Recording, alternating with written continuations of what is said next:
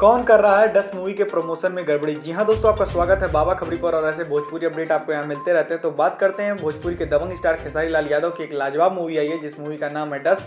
हालांकि मैं आपको बता दूं, ये मूवी जो है ग्लोबल म्यूजिक जंक्शन से आई हुई है, उसी से जुड़ी हुई है। और डायरेक्टर साहब भी काफ़ी लाजवाब तरीके से इसका प्रमोशन कर रहे थे फिलहाल, लेकिन आने के बाद जिस तरह से इसका प्रमोशन होना चाहिए उस तरह से इसका प्रमोशन नहीं हो रहा है। हालांकि खेसारी लाल यादव एक दो बार लाइव आके बताए भी थे और चीज़ों को प्रमोट करने की कोशिश किए थे, लेकिन मैं आपको बता दूं ये सब काम जो होता है प्रोड्यूसर लोगों का होता है। लोग पैसा लगा के इसका प्रमोशन करते हैं और इवेंट रखते हैं, तब जाके कहीं चीज़ें बेहतर तरीके से चलती हैं। हालांकि मैं आपको बता दूं इस मूवी में कोई भी प्रॉब्लम नहीं, काफ़ी लाजवाब तरह की ये डस्ट मूवी है और काफ़ी नया प्रोजेक्ट है। हर चीज़ आपको नया नया देखने को मिलेगा, नया तजुर्बा, नया तरीके से।